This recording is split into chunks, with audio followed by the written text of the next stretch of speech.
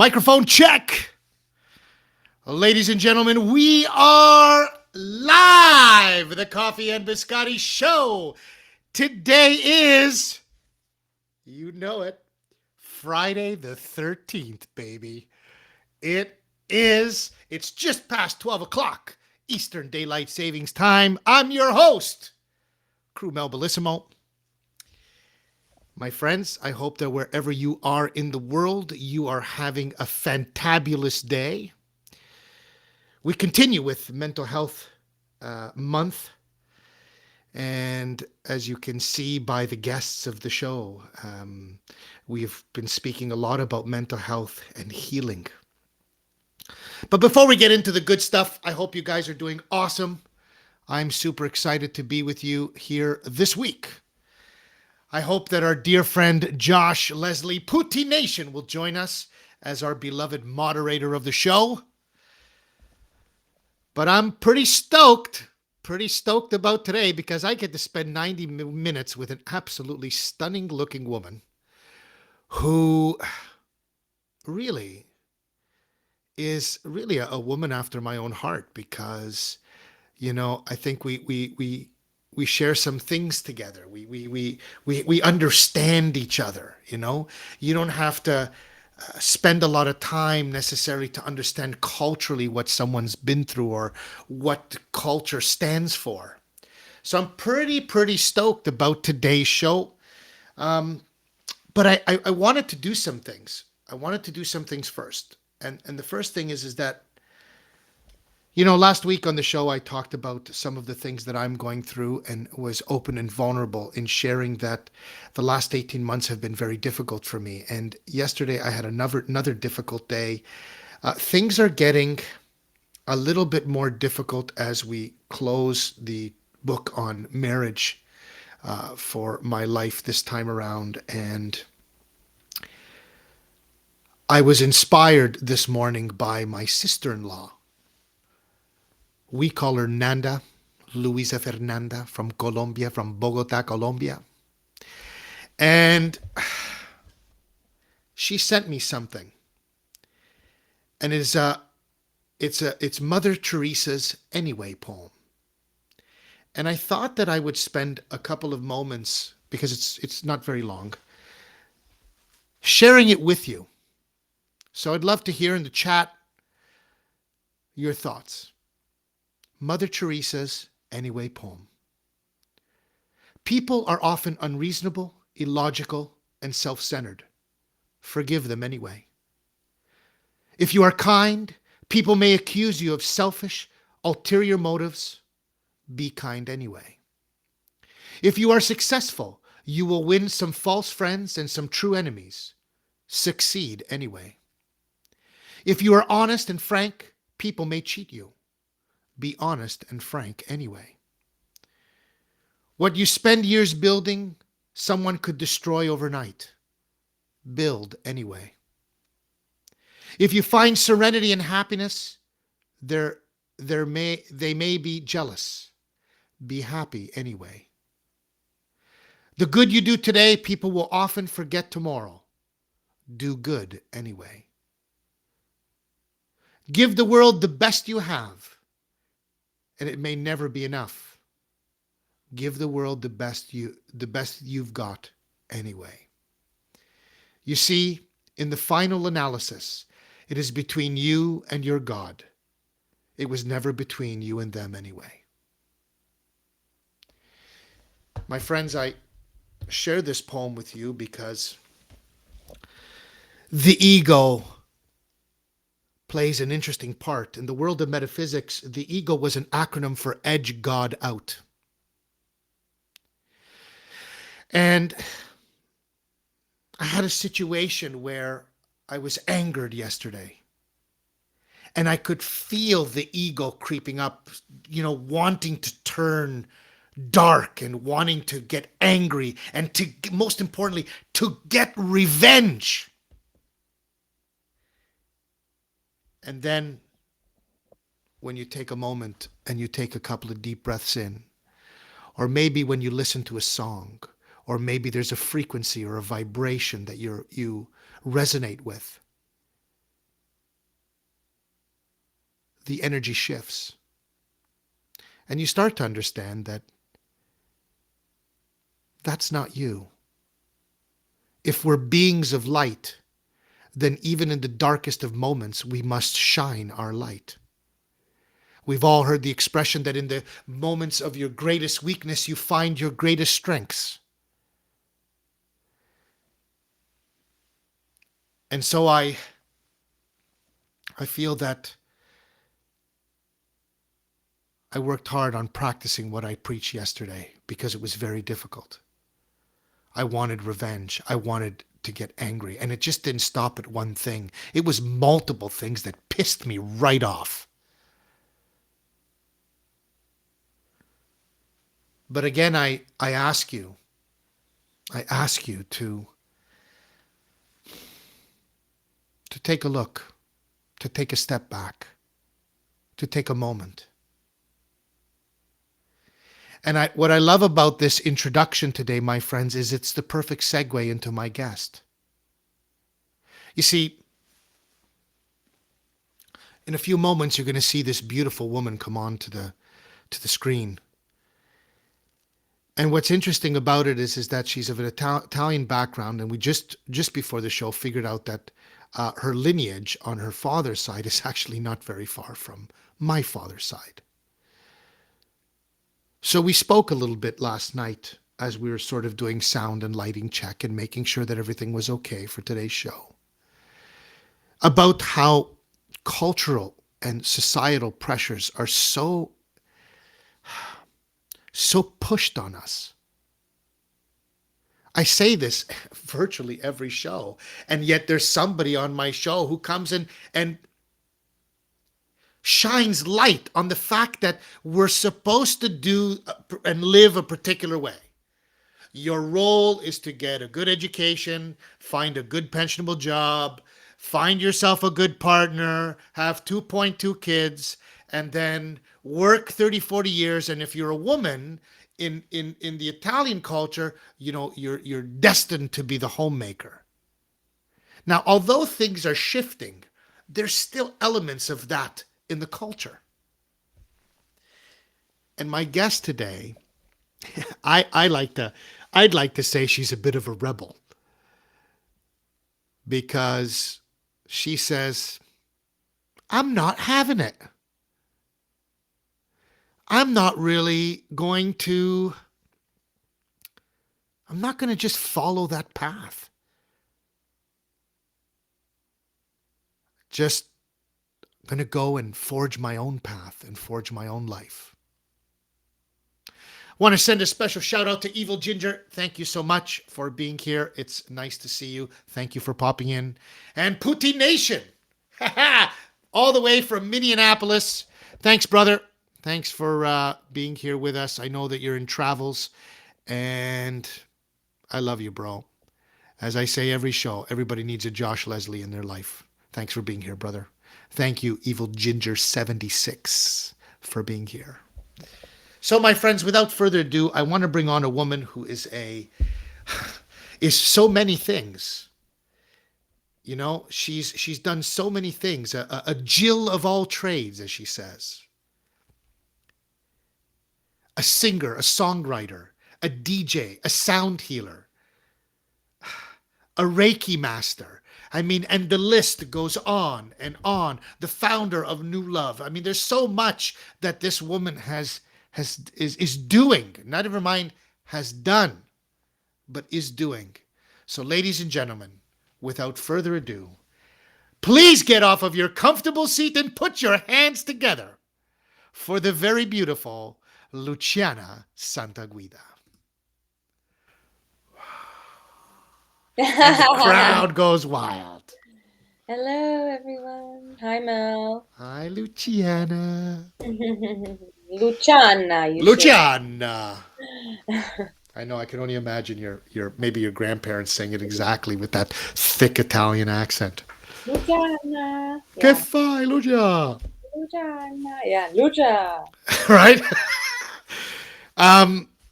Anyway, I have to say, Luciana, you really are a woman after my own heart. I know we're a few years apart in age, but you know, with the bald head and the white beard, that's why I shaved. Um, but I'll tell you that what I love about this is that this story really touches my heart because it's familiar. It's the story of the Italians. Franny, another Italian. Hell yeah. Yes, sirree, Franny. Luciana, Franny is a dear friend, and she is a big fan of Goodfellas, so we automatically connected, and that's very important. So, what I love about this, Luciana, again, is that it's a familiar story for me. It's Italian parents, immigrant parents or grandparents that came to this country because they wanted to give their children and grandchildren a better life. Yeah. And with that, it came at a cost because what it represented is that we did this, so now you have to do as we say, or you have to follow what we're telling you, or else you're going to be the black sheep of the family. You know, the Italian word is la figura. You know, Mhm. you're going to have a brutta figura. You're going to have a bad face in front of people if you don't follow. But I want to, before we get there, Lucian, I want them to know who this amazing woman really is. So let's go back, Luciana. Where tell us, paint us a picture of who this amazing woman really is.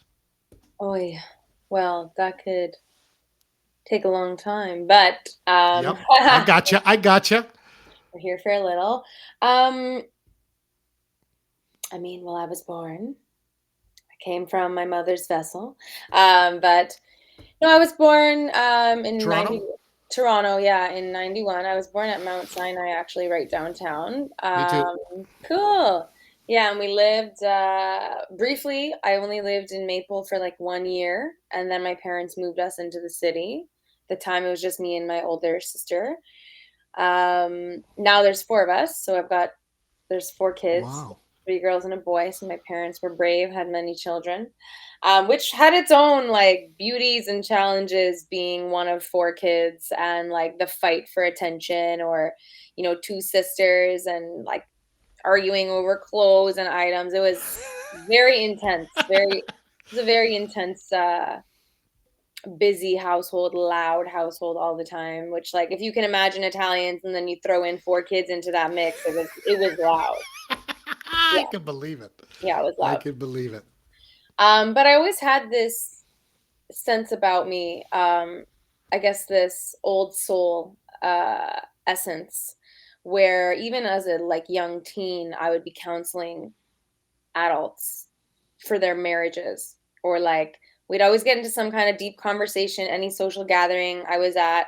I always loved adults, and I've always been a performer, so any family gathering, any event we went to, I always found myself on stage singing a song or dancing no matter what, or I'd always like go to the group of adults and like perform for them. That's I've done that since I can remember, but I always was drawn to be around the adults. I don't know why, it was just a thing, and I was always counseling.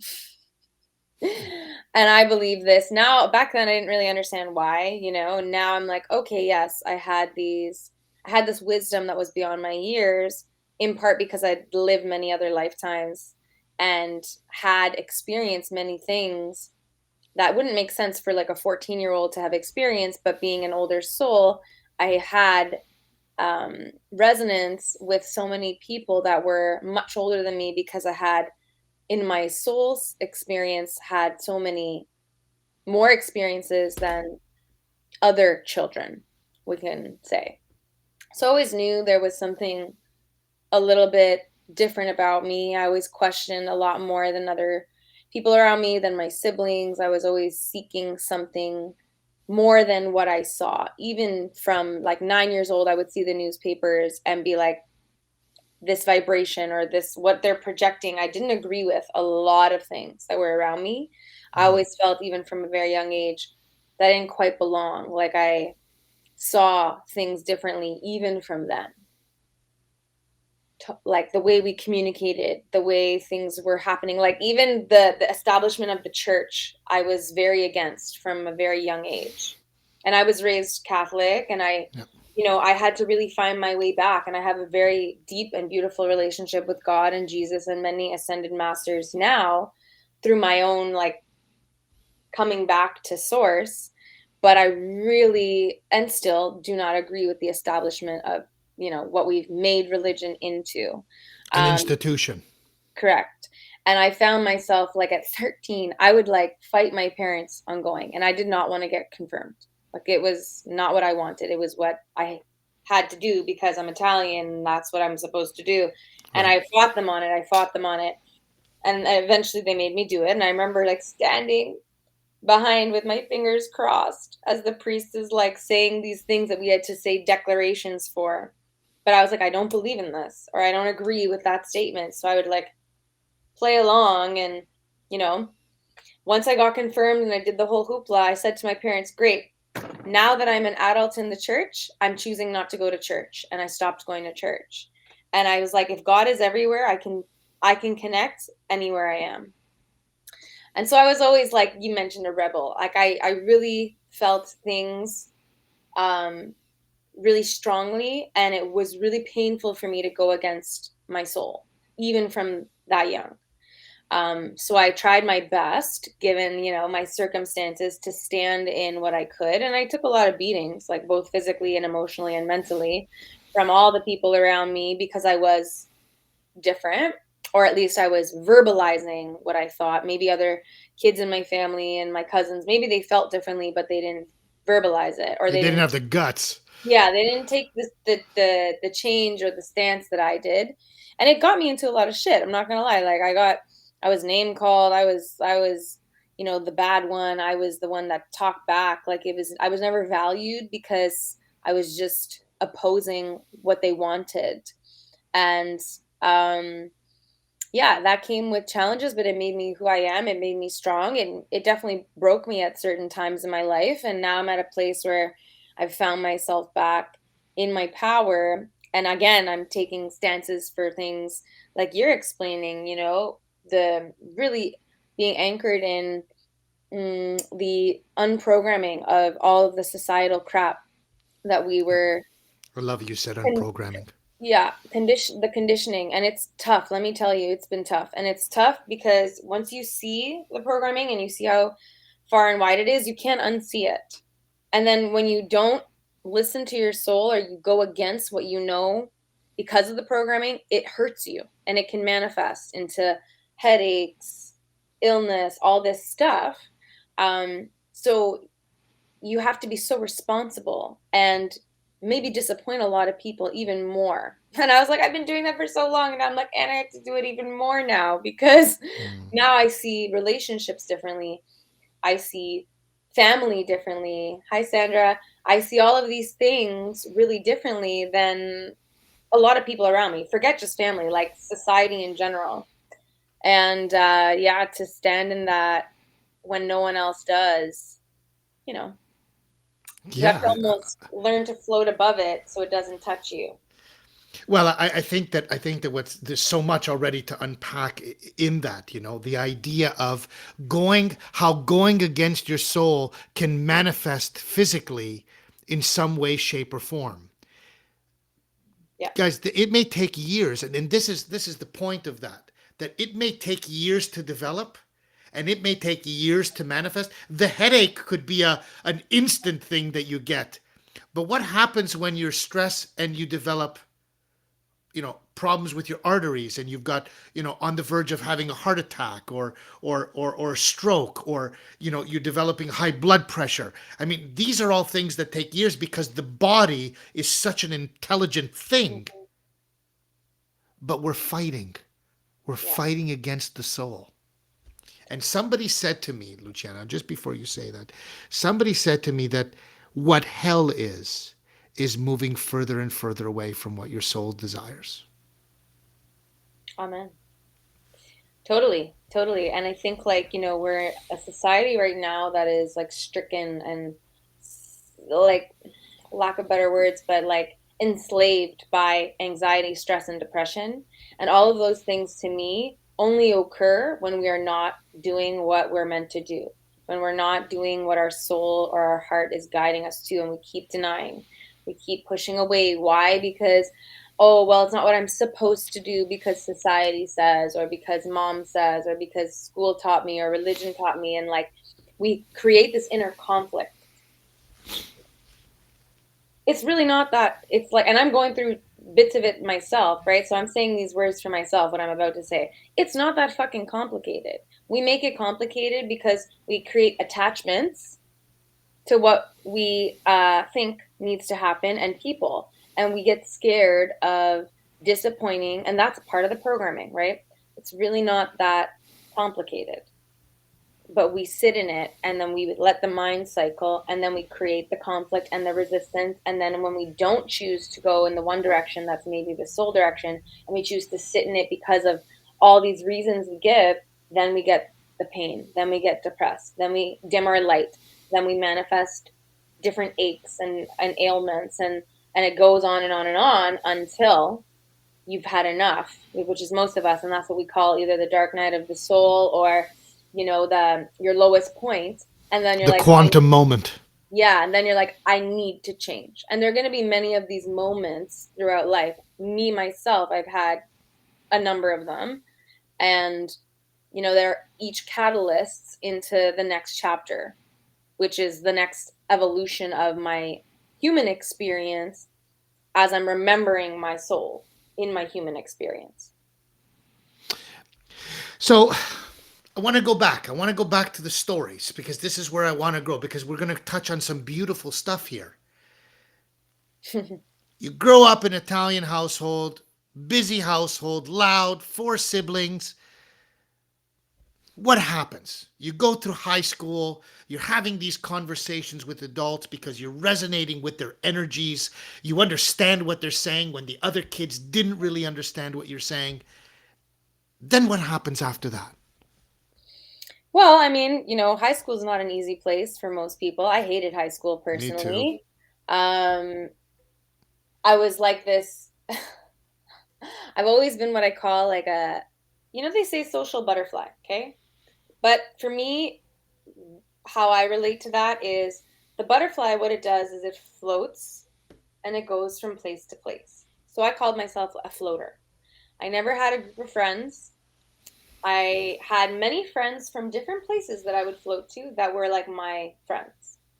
And when I loved gathering. So that's part of the Italian culture. I loved bringing people together over food. So I always did that. And I would always bring my little like groups, the people I loved from different groups together. Now, being a floater in high school was really interesting because I never had a place. People could never place me. I was pretty, but I wasn't in the popular group. I was sporty, but I didn't only have friends in sports. Like I wasn't part of a group. And maybe that made me the black sheep everywhere I went. But um, needless to say, I ended up going to university. I went to McGill. I wanted to go to Concordia. I always wanted to study the arts. I used to choreograph through high school.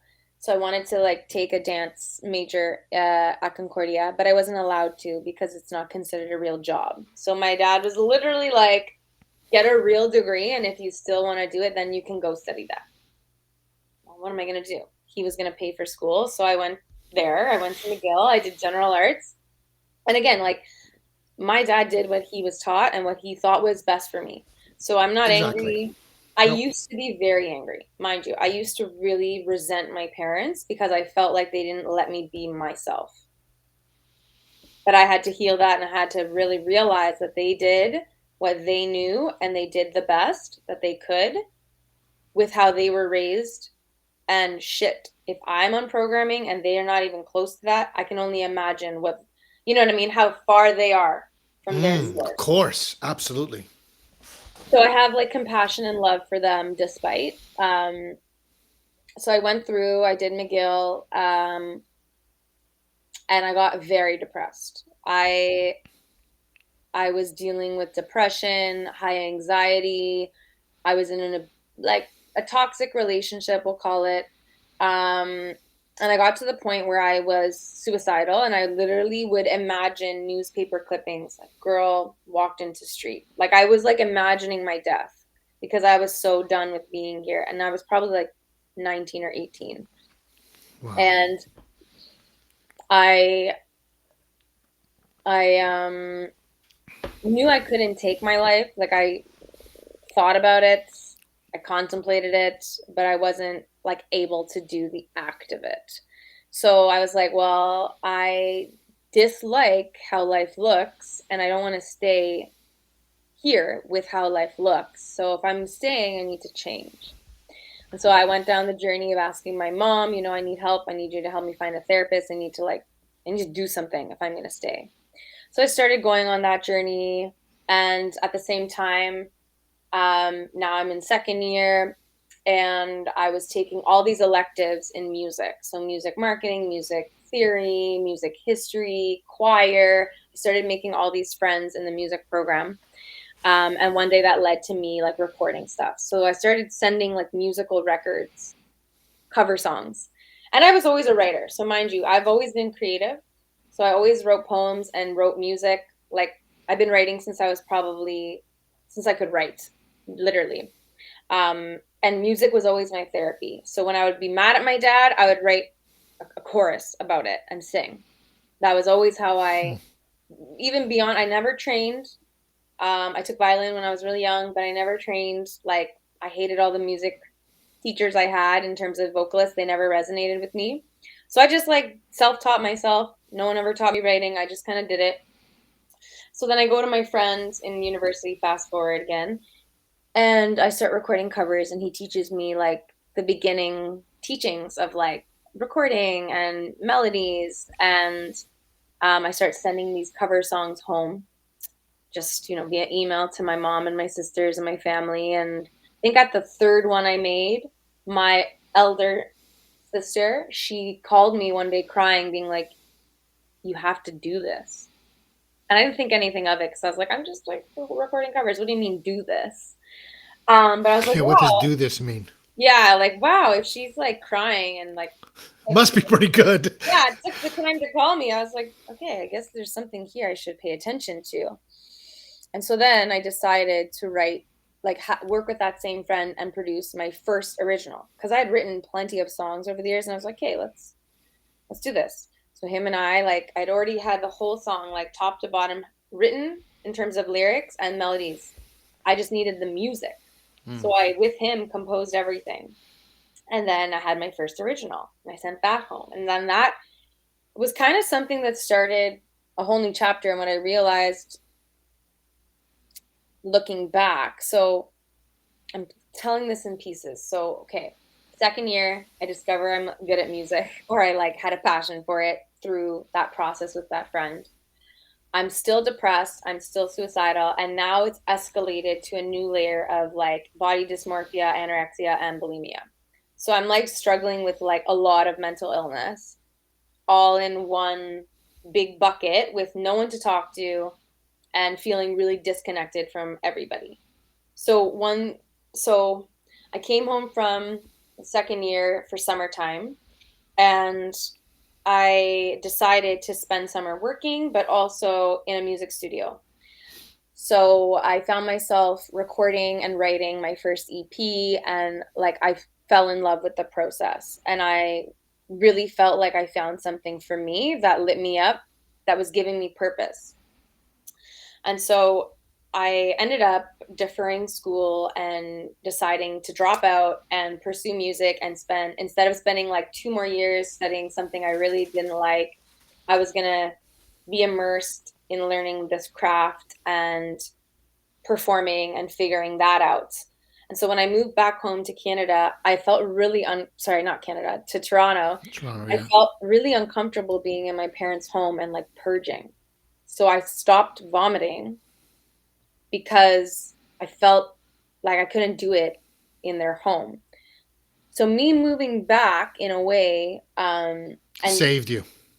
yeah, so music, my pursuit of music actually saved my life because I was at a point, and I didn't share this with you yesterday, but I was at a point where the irony was so huge. I wanted to be a singer and pursue music, but because I had so much acid from the vomit in my vocal cords, I'd almost destroyed my voice. Wow. So I went through 1 year solid of vocal therapy, Like I had nodules, massive nodules, which like if you have nodules, you either need therapy, which like Adele and many big singers have done therapy to get them rid of them, or you basically your vocal cords can no longer connect. So they're basically bumps on your vocal cord that stop the cords from touching, which is what makes sound when you speak and sing. And it's what makes someone's voice really breathy. So because your voice is not connecting, you can't actually make a clean sound. So that was happening to me. Everything I was doing was breathy. Everything I was like, I couldn't barely speak without it being painful, like all this stuff. So I literally went through an intensive year as I came home of vocal therapy, which meant I was steaming my voice every day, cut out anything that created dehydration, chewing gum, coffee, tea, air conditioning in the car, air conditioning in my room, any kind of alcohol, any kind of smoke. Everything had to go. And I had to like do these daily practices, change my diet, learn how to properly drink water so it absorbs into my tissues instead of just going through all of this. Holy But I was shit. determined because I'm like, I want to sing. So that was a big, big part of the journey into my musical vessel because I had damaged it so much, not just from the bulimia, but also from the partying, the cigarette. I was a big cigarette smoker. I drank my face off when I was like 15, 16, 17 because I was so depressed even then, which like I didn't realize I was depressed for a lot of my youth. I, and back then it was taboo. No one talked about it. Therapy wasn't really a thing. That we're talk a lot about it, but back then, like you're a teenager, no one, parents, especially my generation of parents, didn't know how to help. They didn't have those kinds of conversations with their kids. So now I'm able to identify like just how bad it was for me as a kid, and that it gathered up so much that at 19 I was like done. And I somehow like mustered up the strength, or my soul was loud enough to be like, you're gonna stay. Here's your passion, here's your purpose right now. And it's been a journey since. A lot there, I know. Wow. I mean, I think it's remarkable because, you know, I read this poem while you were backstage, and you can see how it's a wonderful sort of connection to your story that even if you're being criticized, do it anyway. Even if you're being, whatever it is, do it anyway. Because whether or not you choose the word happiness or joyful, I always say joyful because we've always explained that happiness is the ghetto joy. That's what somebody said to me in a class once, a friend.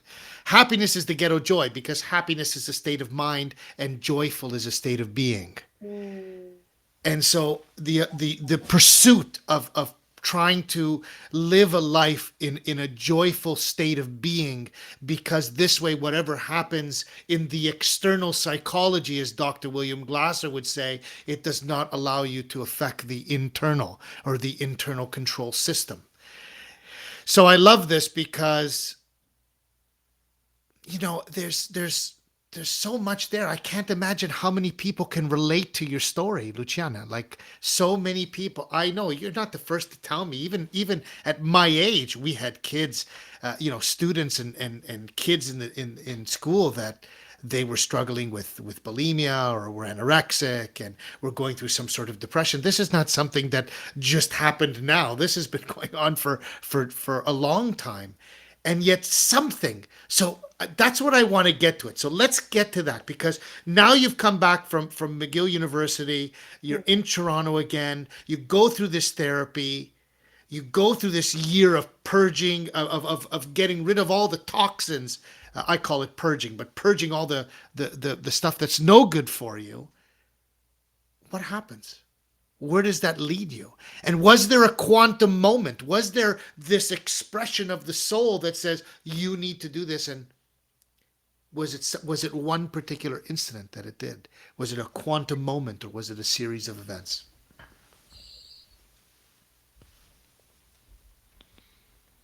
Well,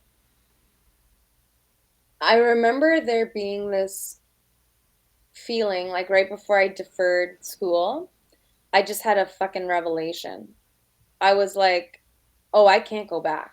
And it was so crystal clear. And I knew that that would like shatter my parents because to this day I'm the only child in on both sides of my family that doesn't have like a post-secondary degree.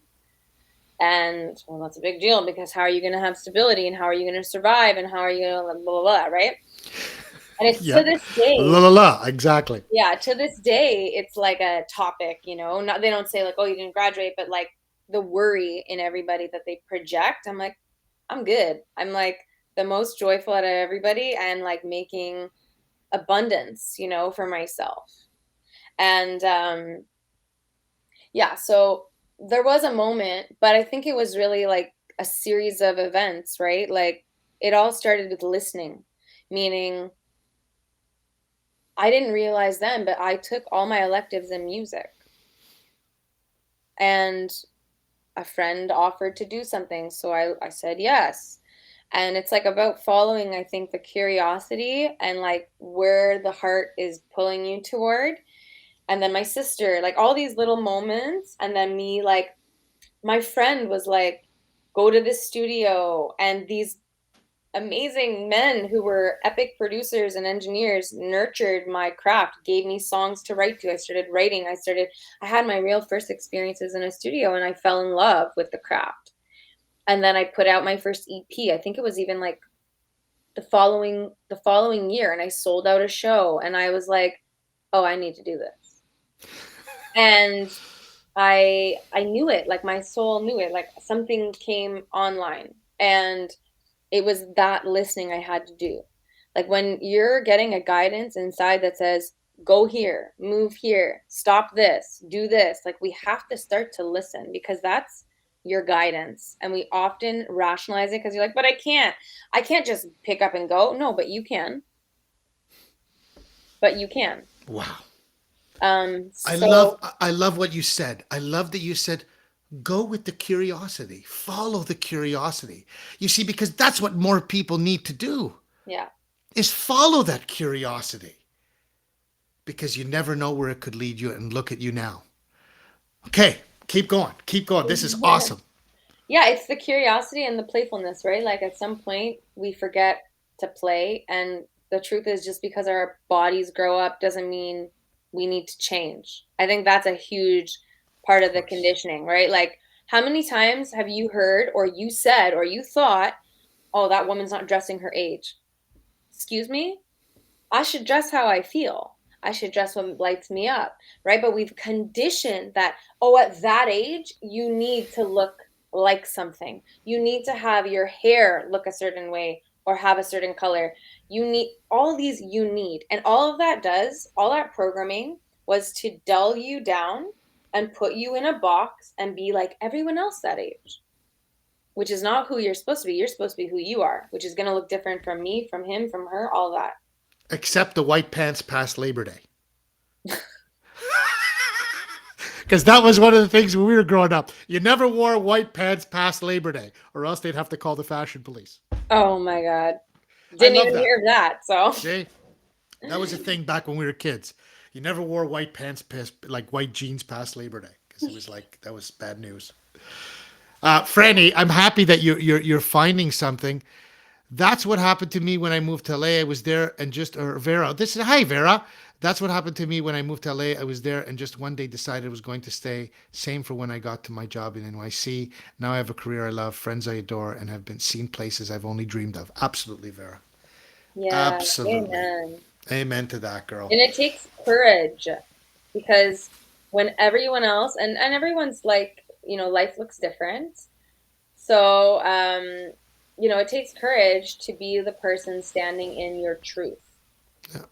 when Yeah. everyone else around you's saying no or saying something else or trying to convince you of something else. So it does take courage and strength to like listen to the guidance and to stand in that truth and take the step anyways. Like you said, do it anyways. Okay, so you get this thing. I love you too, Freddie and Vera. we get to this point. You release your first EP, you have a sold out show. You're how old by this? 22, 23, Maybe 21. 21? Okay. So you're 21 years old. Um, what's next? What's next? What's the next part of the story? Oh, what's next? Because I want to know, like, Luciana, I haven't heard anything about how you made money. Like, did you have a job? Did you have jobs? Like, did I you had have a lots of go? jobs. Yeah, yeah, yeah. So like a good Italian girl, I was taught that, you need to work and nothing comes easy and nothing comes without hard work and nothing comes for free. So I was working since I was 15. Like I had jobs always every summer. And then even like we went through some financial crises in my family unit. So at those times I was working like three jobs. So I had actually done really well for myself by that age and I was saving. Yeah. I was saving money and I had a lot of money for like a 19-year-old, let's say. Hmm. All hard earned, but it was mine. Doing Um, what? What did you do? I did lots of things. I was in commercial, so I sold shoes, like I worked at a shoe store, I worked at a restaurant. I also like worked for Cutco, so I used to sell their knives. Yeah, yeah, I know Which like Cutco. they're the best knives ever, just FYI. I don't sell them anymore, but like we've had them for over 10 years and they're amazing. So Yeah, like they sold themselves is what I'm saying. But I was right. like a hustler that way and but That I was was an MLM company. it was, but That's right. I've been a part of a few over the years because I'm good at sales. But I would say they were by far the most abundant. Like fair in terms of pay structure and there's no ranks and shit in that way, but Yeah, yeah, anyway, yeah. so I actually made the most money with Cutco in a very short time and they really helped me build my bank account at a young age. um so I always worked, obviously I had to work. It was never not an option. It was never not an option to not work. Yeah, you had to work. Yeah, yeah. I mean, was it work I loved? Not really, but it was giving me ability to buy gear and buy my microphones and like learn my craft and pay for studio time. And so every musician has to work, obviously, because Mm, music's not a cheap hobby. Like people don't really understand what goes into a song, how much time it takes, how much love it takes, how much money it takes just to make one song, especially if you're not the producer. Or there could be musicians you pay to um, play live on the track. Those are called session musicians. There's a producer often. There's someone recording your vocals. There's someone that has to mix it all to make it sound nice. There's someone that masters it to like bump the volume and bring it to like that standard audio sound. So there's a lot of elements that go in beyond just like writing the song, which can also take a long time. of course. So yeah, music is not a cheap hobby, we'll call it, even though to a lot of my family they might think it's just a hobby still, but like it's my purpose, it's my passion. So then what happened, I sold out shows, I kept singing, I started playing bigger shows. Like I've played at the Sony Center, I've done TEDx Toronto, I've played at Dundas Square many times. No kidding. um, yeah, so I've done some pretty cool stuff here. I've also gigged a lot in LA. Fast forward a couple years though, I think one of the main thorns in my, not thorns, but yeah, thorns. So a challenge in my evolution with my career was always men. Um, I put a lot of my self-worth into relationships because I had a not so healthy dynamic with my father, right? So the father wound. Yeah. Um, and so I would always let like men derail me. So I'd be like on track in my momentum, doing my thing, and then this guy would like come into my world, fucking knock me off my rocker mentally or some kind of emotionally, like mess with me, and then I'd have to pick up the pieces and like get back on track. They taught me things though. They taught me the gift of like loving myself. Mm, They taught me the gift of, not putting my self-worth in anyone else's hands but my own. They taught me, and I'm still learning those lessons. of course. They never stop. Yeah, and then they taught me also the biggest one right now, which is having no want, need, or attachment or expectation, because that is really what creates the pain. right? Of When course. we expect someone to love us a certain way, or when we attach ourselves to someone and our identity or our power or whatever goes into someone else, it's unhealthy. So, yeah, I think it's always been a gift, but it has been a big part of my journey. Love, and I love hard and I love deeply, but it's always not been healthy, and that's a big part of why I've been deprogramming or unprogramming a lot of this shit, because I want a certain caliber of love, and I know the depth and I know the feeling and I know the connection. And I always kind of got in the way because of my shit that I would bring to it. Mm. So the healing of myself now, so I can be in a balanced relationship with myself and then show up that way in a dynamic with another.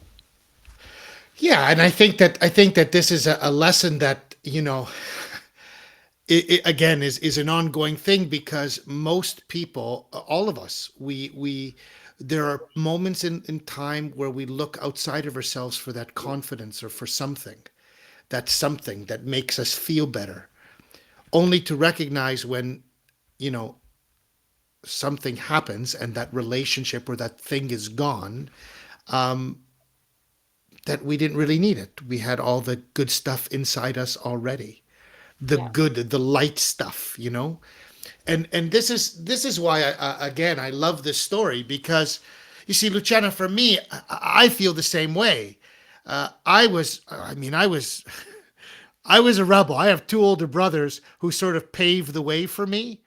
But Luciana, the truth is that they wanted my mother. I'll tell the funniest story of my mom, Luciana, when she said to me, "You're going to China?" And I said, Hmm. "No, mom, I'm going to Thailand." "Yeah, isn't that in China?" "No, mom, they're two different countries, but close." And she says, "But why do you got to go do this fighting thing? Why can't you go and just get a normal job? In fact, you should be a politician because you could talk your way out of anything." And I said, "I know, mom, but it's just not in my heart." So I did it. When I moved to Thailand, that was it. They thought, "Oh my God, my son's nuts. He's going to go fight and punch people in the face for a living." Ma, what's the matter with my son? Hmm. So I feel you, because this is me at 20 25 years old saying, "Peace out, homies. I'm going to Thailand and I'm going to go live there." And they said, "Are you nuts? I mean, you know nothing about this culture. You're going to go halfway across the world?" And I said, "Yeah, because it's in my heart. It's in my heart." So the idea of you doing this now let's sort of bring in the idea of spirituality, because now right now you've talked about music. But Hmm. what makes the story even more fascinating to a guy like me is there is like this culmination of taking something music, taking something healing, and then trying to put it together. So when did all of that start, Luciana? Kind of at the same time. So my spiritual path and musical path really paralleled. They've always paralleled.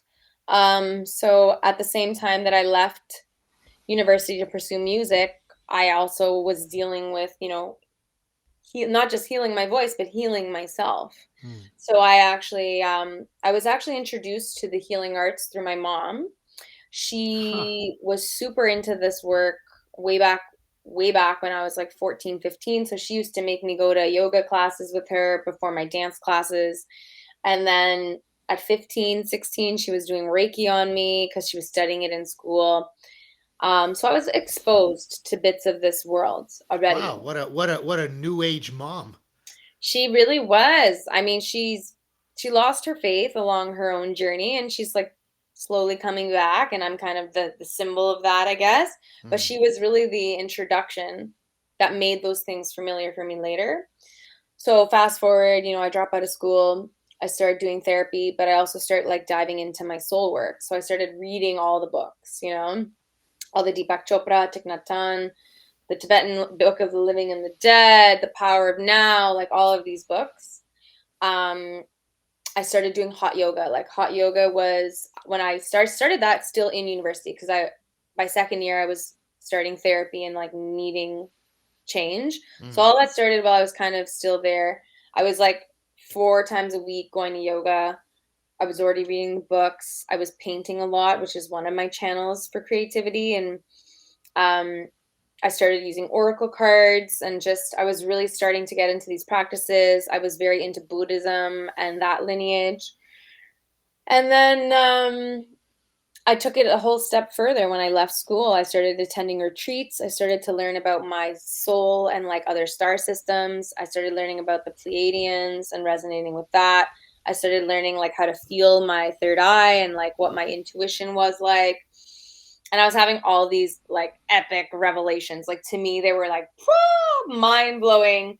And and then naturally you go through the phases, right? When you think you found something so epic, you just want everyone else to be on board. And I was like sharing with my sisters, and it was just too much for them. And I was like, I had all this spiritual ego because I was like I found something better than what you have, and like you should join me The here. spiritual ego, exactly. Oh, it's bad. And I I see it, know. and I see it in so I've many lived it. people.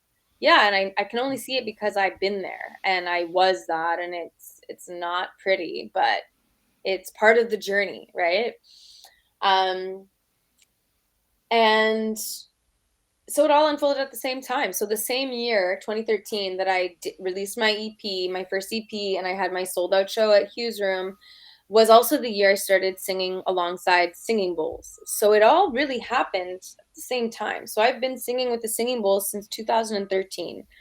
And I was channeling from then. And I would sit with other bowl players at the time, which in the city of Toronto, there were 3 groups, like 3 people who had the bowls back then, crystal singing bowls at least. And I I just started to sit, and we would do concerts where like I would sing some of my original music, and then we would do a sound bath and someone would play and I would just channel. And a lot of the time it was very Middle Eastern, very ethereal, very East Asian sounds. People would be like, "Where's that coming from?" I'm like, I don't know. I didn't know it was channeling then, right? I just like was sitting there singing and learning how to use my body as this vessel for other music. Um, which now I have my own bowls. I've been playing with my own bowls since 2016. And now I've like refined that craft to a point where I now use light language and I can like call in other beings that channel through me different messages or activations or ascension codes through my voice, which happens now no matter what I'm singing or talking. But now I can actually, like, there's a language that comes out and I can actually interpret it. Like, I know what they're saying through me, which is really, really cool when I go into that state. But yeah, it's evolved kind of simultaneously, and now they're one, right? Like the sound healing is my spirituality with my music, and the music I make, whether it's like sung in English or Sanskrit, if it's a mantra I'm redoing, it is also spirit because I'm now a channel. Like my voice is now the vessel for the higher frequencies and intentional activation through music, and I can tune my music to different frequencies that can help people in a vibrational state as well. So they're completely fused. Like both music and my like soul path both saved my life back then. And they're both the things I do now, probably because they're the gift I was given that I want to give back. What I what I what I appreciate from that is I want to talk a little bit about the frequencies because a Mm. friend of mine, a dear friend who's a yoga teacher, his name's Nash, a remarkable young man. He really is an open channel himself. So he the other a few years back, maybe about 4 or 5 years back, sent me this list of like frequencies. So for example, at 963 hertz, you're talking about connecting with light and spirit. 852 hertz, connecting with or attracts soul tribe. And 528 hertz repairs DNA. When you're talking about these things and these frequencies, how does it happen for you, Luciana? Because I understand the idea of a frequency. I worked in Ableton Live. I took a Mm. course in the science or the technology of music with Berkeley College. And so I get at least a basic understanding of frequencies. But for you, I want to know more because, listen, I'm a healer. I went through 5 years of esoteric study where I became a healer, a teacher, a guide, a ritual master with an esoteric school. And so for me, this was about how, because I've always, that's my biggest complaint was I never felt enough or I never could channel enough. And then, years later, you start to realize I'm in my own way. But how does this come to you? And so, like, do you have clients that come to you and get healings from you? How does it work? Yeah, so I've definitely done a lot of one-on-ones, whether it's like more simple energy transmissions. I don't even like to use the word Reiki anymore because what I do is like not Reiki. I studied Reiki and I've studied many other healing modalities, but now like you fuse that with the channeling and the light language, and it's just like it's its own thing. So I It's do a just mixed salad. yeah, I do like energy sessions where I'm fusing bits of sound, like my voice. I'll do a lot of like activation with my voice and I'll like literally move energy. Like I'll see the energy and I'll move the energy and like attune to someone's higher self or soul self and really work with them to be shown what's there. And then I'll use tuning forks and shakers and things like that. So it's like there's elements of sound and music in those sessions. And then there's other sessions I'll do that are just like straight sound. So I'll use the bowls live, I'll use my voice, um, and I'll do some touch work and clearing. So I've done stuff like that for one-on-ones. I've done stuff like that in couples. Beautiful. I love the couples work actually. It's really healing, very connecting. And then I do like private groups, women's circles. So I like to do these things, but I'm shifting a little bit more into virtual offerings. So I'm launching a membership portal that's just going to have like basically an awesome catalog of different sound healings for you to tune in with.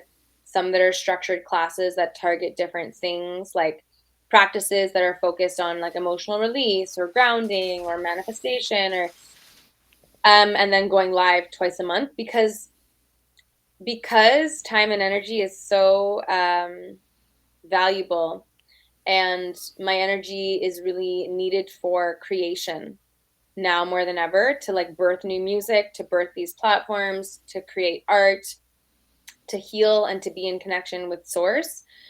I need to be so mindful with where I am in the physical. And so even now, like this month, I have so many events in May. I'm showing up so many places and I'm like, I need to slow down because I have to be in alignment and I have to do the work so I can continue being the vessel for the Without burning out. yes, and so I can keep elevating. I need to keep elevating in the frequencies because we're being, how's the word? What's the word?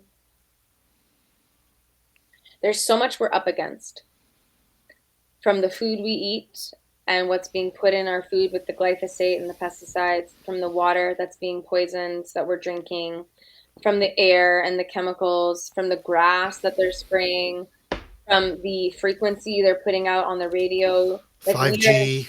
everything. Like we're up against a lot. And so we have to really go inward and rise above it. But we can't do that if we're busy. We can't do that if we're inundated all the time. So for me, the quietude and where I'm guided to is like going into that phase of my ascension so I can impact more people, even just by being who I am and being the light no matter where I show up. But if you're so busy and you get sucked into the energy of the go, go, go, the hustle, the grind, the the structure of society, really, Yes. you get too caught up or too busy or you get blinders or you're too drained, you don't want to go and connect when you really should be. And so the priorities are changing where it's like, yes, I'm still going to be performing because that's my soul's joy. I'm still going to do some sessions, but it's going to be more focused on creating bigger impact with less time in the physical because I have to be creating and I have to be healing and tuning in so I can use my light language. So I'll let me just divert to that for a second. Um, in my singing with sound healing, I've always done light language. I didn't call it that because I didn't know it. And I really, even my paintings are all codes, but I didn't know it. Now I know it. And yep, I have to ask because I don't think that there's many people that, at least that I know, that would understand what light language is. totally. So the best way I can describe it is it's not going to sound like language like you know it. It's going to sound like maybe odd sounds, but if you can imagine like tribal languages from other, we can call them soul tribes or beings, like, other dimensional beings or other star system beings. And it just, you move yourself out of the way. Like you said, you're in your own way. I move myself out of the way. I work with certain people and they'll come in and they'll transmit a message through me. And it's like I'm talking, but I'm not speaking English. I'm speaking, lack of better words, we call it light language or ascension codes, some people call it. They're activations. So when you hear it and if you could close your eyes, if you're sensory, you would feel it and it would activate your DNA and it would assist you in, it'll either give you a message or assist you physically on the journey back to your soul remembrance, which is what I talk about. Sandra says, it is through the stillness of the inner spirit that the profound purpose of our lives will manifest. Yes. And we're taught to be so busy in cities. I think that I'm trying to look for something as you're speaking, because I'm trying to find an example of a very, very powerful woman. I have a dear friend. His name is Albert. He's my best friend here in Ottawa, and his wife is a channels light language, Mm, and it sounds galactic. yeah. That's what it sounds. I think that that's the best way that I thought that that's what it was. That light language means that it's galactic of some sort. Yeah, it can be like most of the time. It could come from higher dimensions, which, like, if you want to call that galactic, you can. And sometimes it's from different star systems, which is definitely galactic. Like, I work a lot with a being from Sirius, so I'll channel the Syrians a lot. Um, I've had moments where I've just like straight up channeled beings from like the 12th dimension that are, I sounded like, and I was like shocked myself because I'm like, oh, this is new. Like, this is someone different. And I sounded literally like I was a dolphin, like I was bringing through sonar vibration through my voice.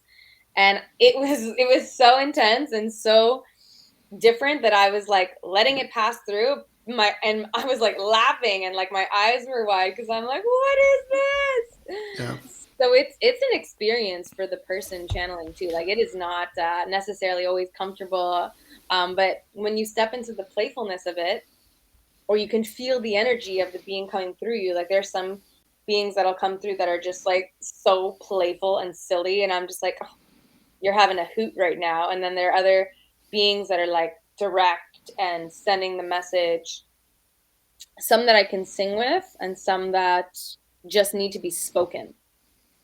So I want to see if this resonates with you. Yeah. Tara alesika no tomahela toro horoshkani kale kormeke arite sare sare sare sa sa sa sa sa sa purmiki kantoro kena sekando okaha shanekere kore hira hala sumuko hore aire sarauna ma shikrauna makira kuruma kono kekata pohora shali shali kono more hira sanahiko shanikalai di rona nagihira Somali shanaki kanai keto namakate tate toma ketalo shonkahila se sana I'm ona going to pause hira. it because it goes on for a little bit, but this is Albert's wife, Ming. I hope she's not going to be mad for me for playing it, but this was a light language reading that she did for me. And you can hear, I don't know if you guys in the chat, if you can tell me whether or not you heard it clearly. Oh yeah. This is something that I experienced with light language. I want to sort of, Vera, I want to tell you that, yeah, I think you're politically correct in saying respectfully, screw the grind. I'm into the gentle life structure, more move with intensity and purpose, not hustle and blindness. Yeah, thanks, Vera. You're exactly right. I think that there's an interesting balance, and this is what I want to talk to you about, Luciana, because I'm in a point in my life where I'm trying to build a business in the midst of my first ever global pandemic. And there is the element of, well, you need money to survive, so you have to work.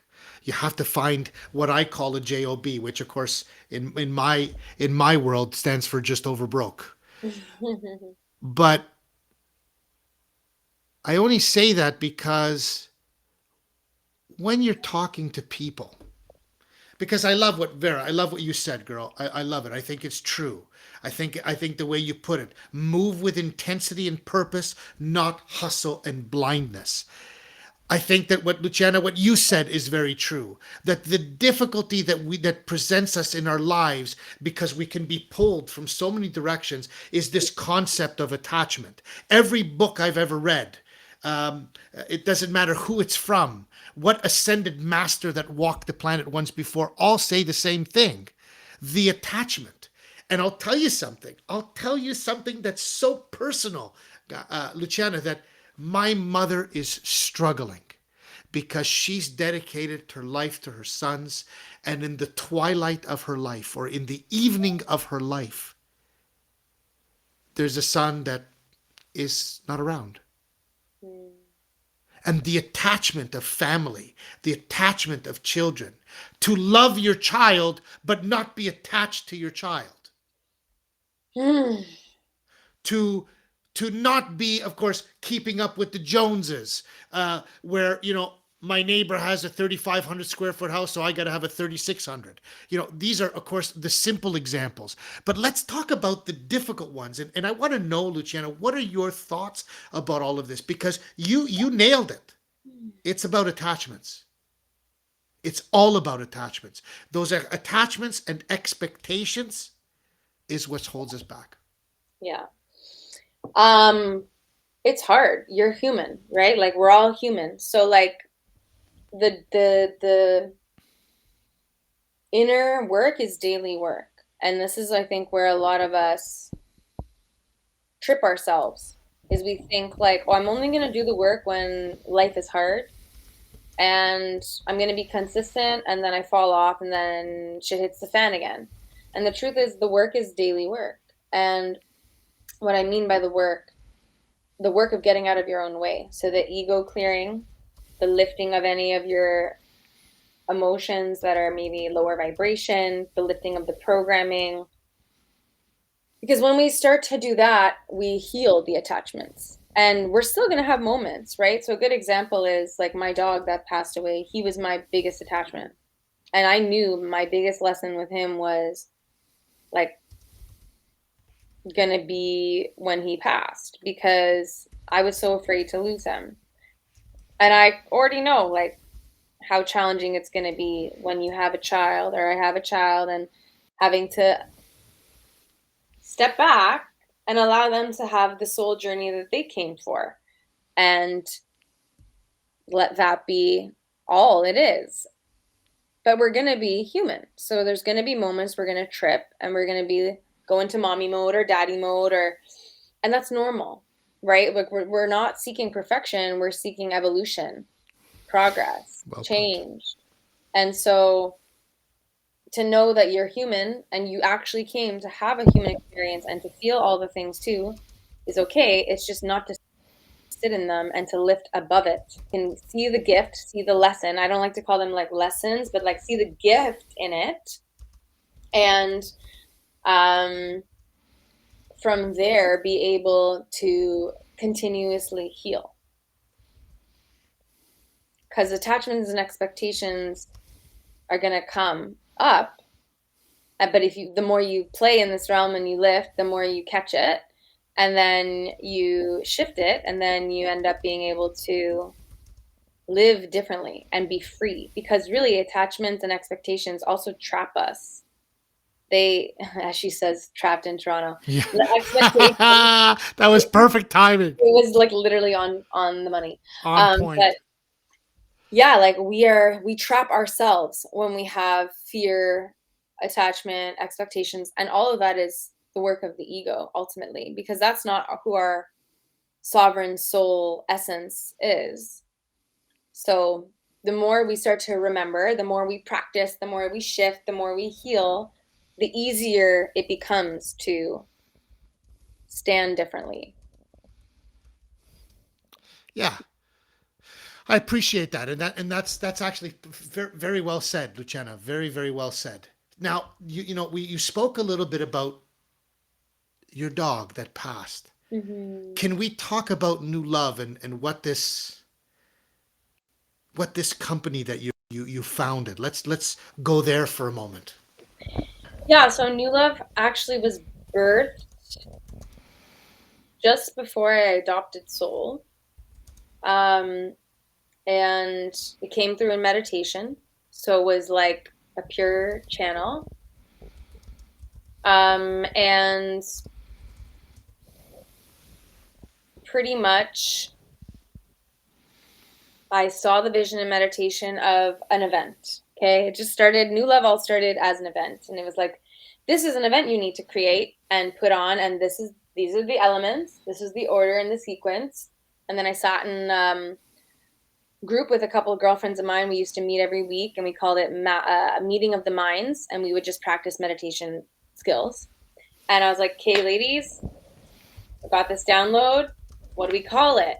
And we went into meditation together and we came out with New Love and made the logo, made the event, sold it out within like a month, like a couple weeks maybe. And I finished the first event and I was like, hey, great, I did the thing. And people were like, when's the next one? And that opened a whole new door because I was not expecting to continue. So I ended up for the year of 2016 hosting monthly events that grew massively. And these were events that were yoga, cacao, meditation, like group circle. I had dancing with a DJ and sound bath. And I had live musicians during the yoga class. I had vendors. I had body painters. So I had vendors that were selling different like crafts and everything was local. And then I had a live visual painter who would like intuitively paint something based on the energy in the room. And it was like basically a mini festival in like 3.5 hours at an event. And they grew so much. There were like 150 people at these events in 2016. Wow. Yeah, so the need for these events, like I was the first person in Toronto that ever do an event like this. Now there's a lot of events like this, fusing modalities and like offering this to the community, which is amazing because I've kind of stepped out of it so that I could do my purpose, which is really the music. So I ended up, again, one of the challenges was um the men that would kind of teach me these lessons and derail me from the music. And then the second thing was like New Love. It came in and it was like I all of a sudden became an event producer and there was demand for it and I felt like I needed to serve people and people were relying on this event and this experience and there weren't a lot, so there weren't a lot of options. So it took up so much time and energy and it took away from the music. And the music became, again, a side note. Yeah. And this has always been my struggle because the dark, and I call it the dark, or the other forces at play that are also, poisoning our food and whatever, they want to keep us away from our pure light. Because when we're in our pure light and our purpose, we're powerful. We're unstoppable. And so every time I'd like make amazing progress, something would come in or I would allow the space to take me away again. So whether it showed up as a man or as, being over busied by all these clients or people that needed my energy or events, it was always taking me away from where I needed to be. And that's been the biggest lesson. And that's now where I'm brought back to again. And that's what, fast forward 2020 pandemic, shit hits the fan, blah, blah, blah, blah, blah. Soul, pretty much, my dog, made sure I got to this point. which was, I got through COVID and I found myself again. And then he was like, okay, my body's tired. I need to be free and I will help you from the other side. And so just before he left, I basically stepped back in and I was like, I need to perform. This is what lights me up. This is what ignites my soul.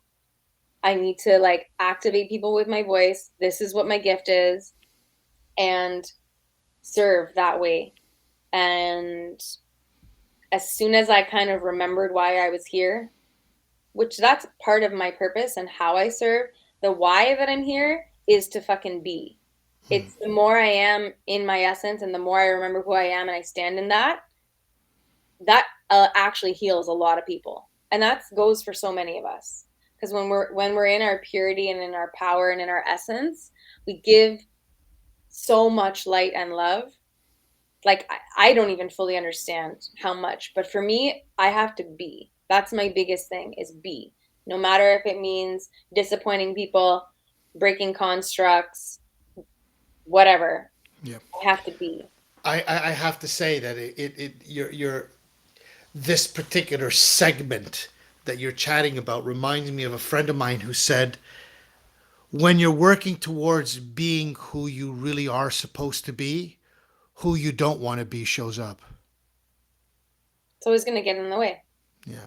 Yeah. And it's very Because true.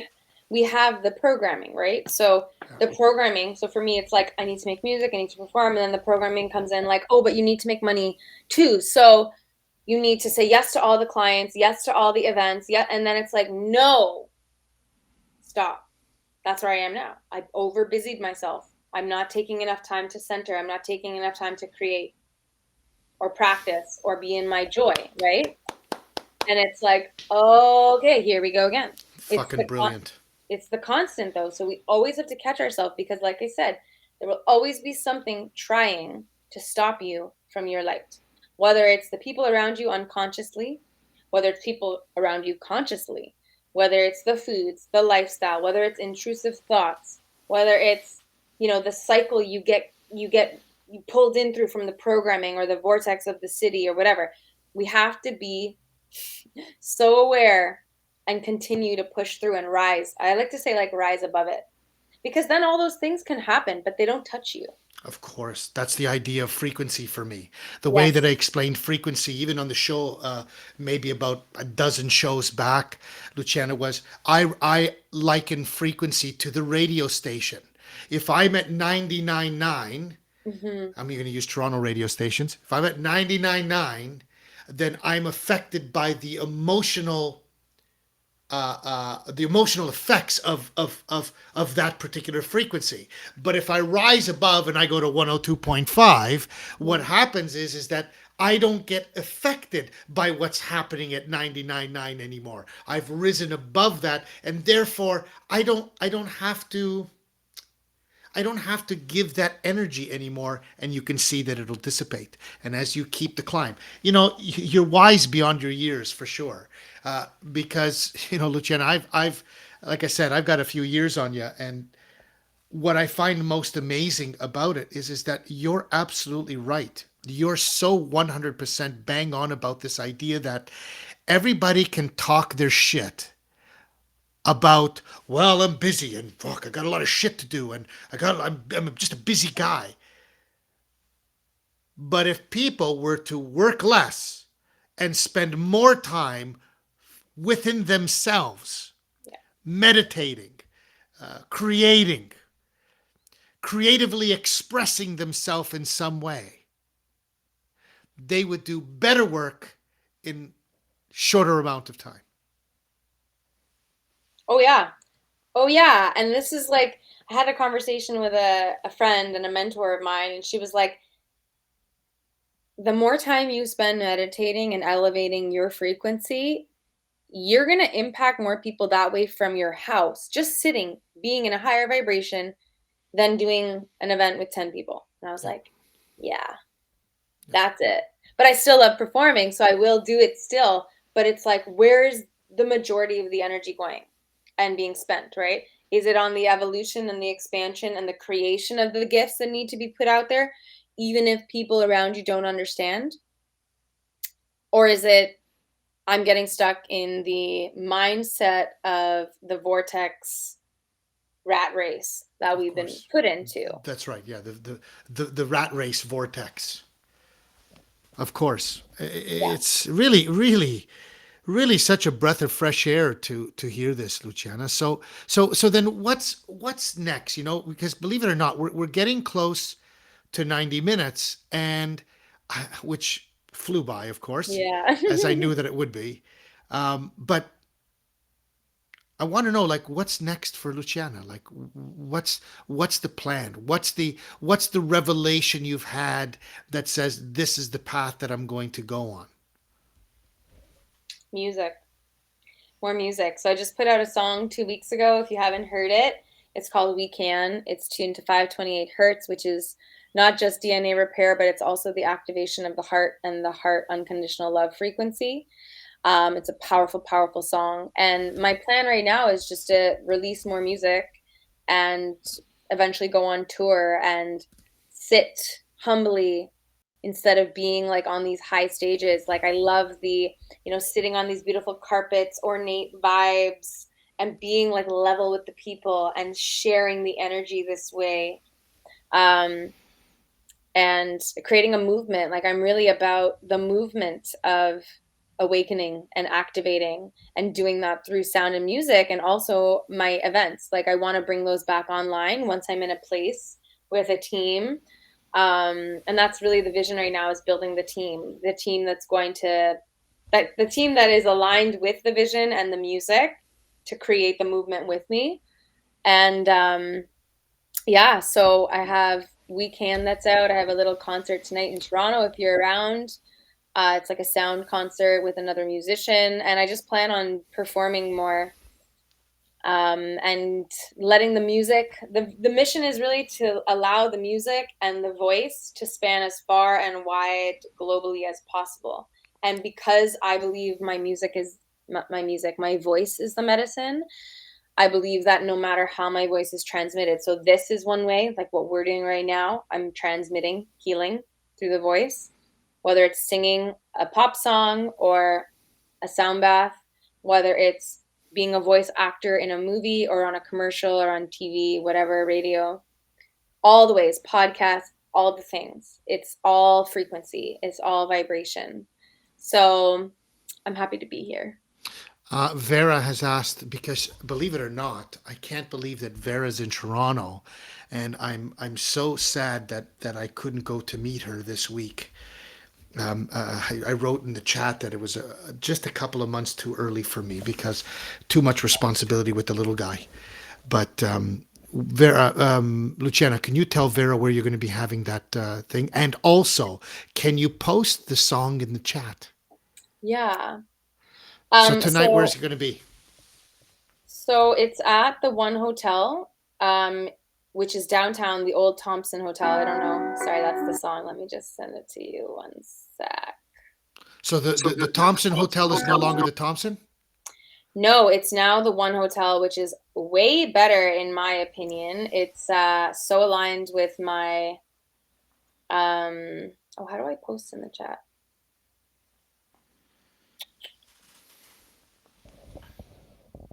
I don't know how to type in this chat, but anyway, I will send it to you, and you can maybe post it in here. Hang on. Yeah, send that in the private chat and I'll post it. So you're talking the hotel at Bathurst and King, right? Yeah, so it's right downtown. It's going to be downstairs in what they call their maple room. And I have another musician who I actually met in LA, but he's from Germany. So he just happened to be in Canada, and we used to jam when we were in LA. And it's such a special experience because he's going to be playing guitar. He's going to be playing nature sounds and frequencies, and I'll be playing the bowls and just channeling. And it'll be this like powerful, powerful transmission of sound and light. And the tickets are, I think, $40 on. And if you want, Vera, you can find me on Instagram, Luciana with Love, and I have the event listed there. It's on my stories, or you can DM me and I'll send you the link. It's going to be amazing. I'm really excited. It'll be an intimate group, probably like 30 people max. And we'll have some food and mocktails as well that we're serving, and it'll just be the first of its kind. So I'm really excited because I'm like, the first time Philip and I are doing a show together like this, and I plan on expanding my skills towards doing more of that even alone, and then collaborating more with artists that way, and holding sound concerts instead of just like these sound baths that happen at yoga studios and stuff. No, like these are what I do is it's a concert. So I'm kind of shifting again the industries to experience these sonic frequencies and this vessel that I am in a setting that's like a concert versus a class. Yeah, I love that. I love that. So there you go, Vera. The one hotel, it used to be called the Thompson Hotel. It's at Bathurst and King, downtown Toronto.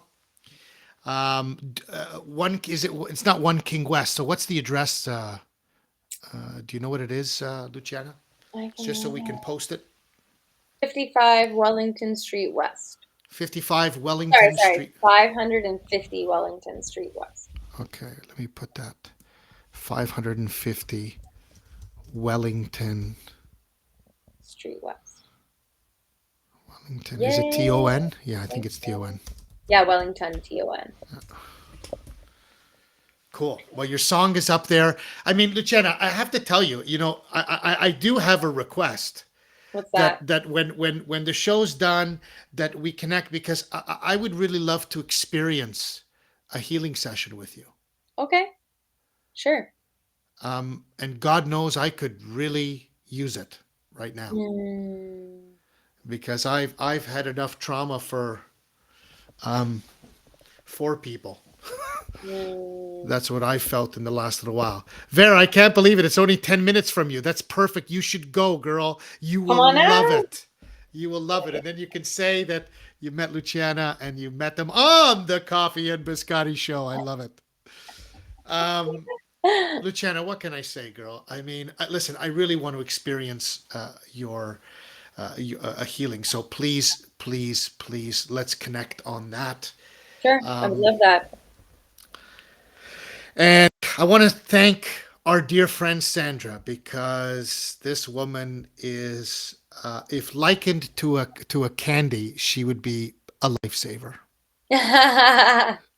She's a remarkable woman who I love dearly. She's like always on the show. She's been sending me such wonderful people to connect with. What I love about it is really empowered women too that have come on the show. Last week we had Tanya Manzone, who is a Reiki master and an angel card reader, and mental health healing month. This is what I wanted. Next week we're going to change for next week, but we're going to have a gentleman who's super dude, like a super guy. But we're going to talk about that later. In the meantime, Luciana, thank you for being the wonderful light that you are. Thank you for sharing your light in a way that resonates with so many people because it's through the love of music and sound. Now, question for you. When I sent you that track, Mm. what did you think? I loved it. I loved the words. It was like my immediate, like, it resonates so deeply, the words. Um, and then it put me on this beautiful, I guess, YouTube, like, gives you other songs after, and it just, like, every song was beautiful after that. So I'm She's very, yeah, I'm very into, like, worship music, mm, certain kinds, like, not too out there, but, like, certain ones really, really, like, touch the heart. And that was a really beautiful song. So thank it's you. actually from an anime. It's from a movie. And it's kind of interesting because these movies under the genre of anime seem to have brilliant music production. Yeah. And they're coming out with some great music. So I love what you're doing. Please keep doing it. God knows, from my lips to God's ears, we need it. The Mm. world needs it. Thank you, Luciana, for everything that you do.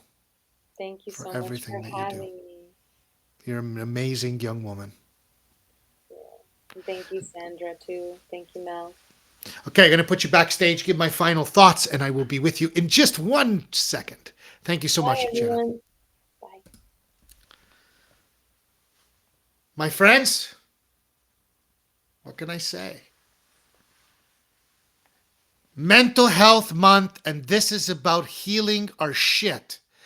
Because the difficult part is looking within yourself and dealing with all the crummy shit inside of ourselves so that we can emerge, as she says, as Luciana says, rise so that we can be better. That's what, for me, Mental Health Month is all about in May, is getting people to really shine their light and take a look within themselves. I've spoken a lot about relationships lately with friends because of what I'm going through. And we spoke a lot about how we sometimes get into a pattern, and that you you'll look for someone. And it's funny that Luciana said that it's sometimes it's men that veers her off path because of this desire to have this relationship or to have that passion. Because let's face it, anybody like Luciana who understands frequency knows that the most powerful frequency and the most powerful energy that exists on the planet is tantric energy. It's so powerful that it makes another human being.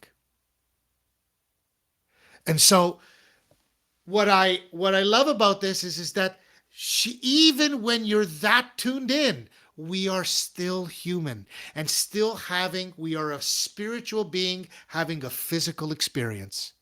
And in this physical experience, we are going to go through ups and downs, peaks and valleys, ebbs and flows in our lifetime.